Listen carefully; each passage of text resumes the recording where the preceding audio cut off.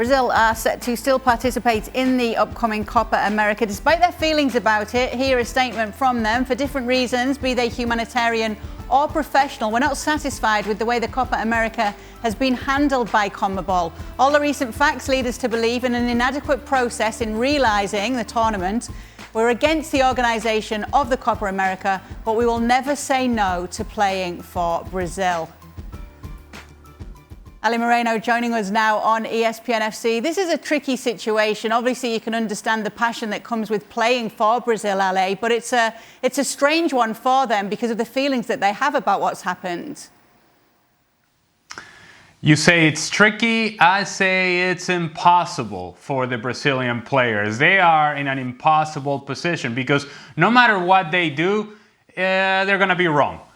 If you go ahead and play the tournament and do the very best you can and possibly win the tournament, there's still going to be people out there that are going to say, you're only doing this because you're puppets of the current president, Jair Bolsonaro, and you're going along with what he wants you to do, and that is to play in this tournament and to put this tournament in Brazil. If you don't play, if you boycott, if you refuse to play, then there are going to be people out there who say, how dare you turn your back on your country? How dare you turn your back on your national team and the Brazilian jersey? And because you are in that in-between state as a player, all you want to do is play the game. That's the thing that you know how to do. That's the thing that you're most comfortable with. Just let me play. But let's do it in an organized manner, in a manner in which it makes sense. Let's have a tournament that makes sense to have it in a place in which there aren't any risks for the players or for anybody who's participating in the tournament. Can you say that that's the case in Brazil? I don't think so. So I see the concerns of the player, but I also see how impossible of a situation it is for them. Let's just do a quick recap then, if you will, Ale, on why this has actually happened and why this Copa America is being played in Brazil, as we do look at the two groups here, a different format this time as well.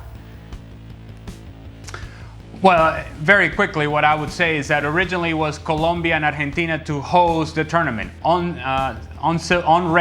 Civil unrest in Colombia and COVID as well were too much of a concern, so it was going to be just in Argentina. And then COVID just took over in Argentina, and so they said, you know what's a really good idea? Let's move it from Argentina. And where are we going to put it? In another place in which is a hot zone for COVID, in Brazil. And so that's why we're here in Brazil. As per the tournament, what you have now is that instead of multiple groups, instead of 3 groups, which it used to be that way, what you have is 2 groups of 5. And the top 4 in each group will advance to a knockout stage where first place 4th and second place 3rd, going across to the other group. And at that point, it's just knockout stage. You win, you continue on. If you don't, you go home. That's assuming that the tournament takes place because let's not forget, and this is yet another little thing that has been thrown into the situation, is the fact that on Thursday there's supposed to be a ruling from the Brazilian Supreme Court in terms of whether they have the ability to stop the tournament from happening in Brazil. Because of course, opponents to the president, I don't think they care much about the players. They just care about the political situation and trying to be on the right side of whatever the political issue is. They're saying, well, we don't want Copa America here, and so therefore we're going to file a motion to stop the tournament from happening. So the Supreme Court still has to rule on it, and the issue is still very much a big mess. Well, on the assumption that it does go ahead, we're going to take a look at the odds here. Brazil favourites in this, as you would imagine, especially with what we've seen in CONMEBOL qualifying so far. What do you think of Venezuela's chances? 40-1, Ale. Well, I suppose if you really want to take a shot at it, go for it.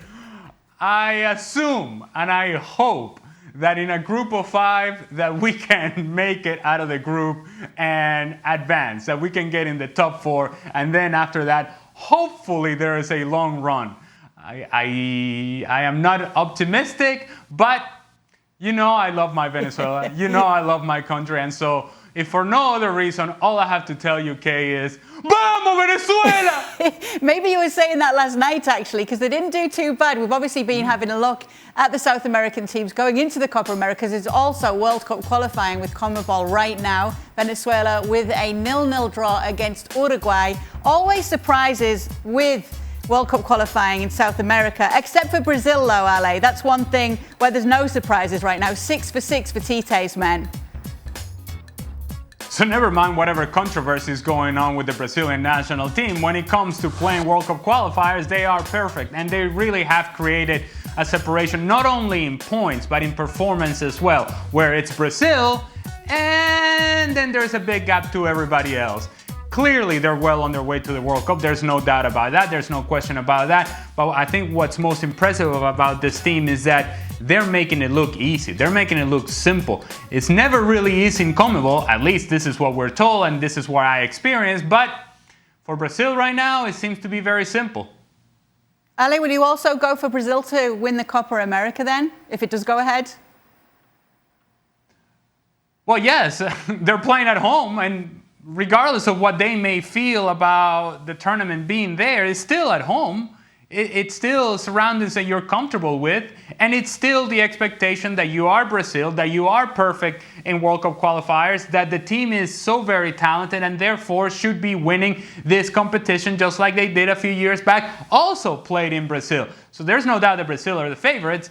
But of course, when you have Argentina in the mix, that can always create a little bit of a situation. Brazil the favorites, and then Argentina, and then, well, it's a sliding scale for everybody else.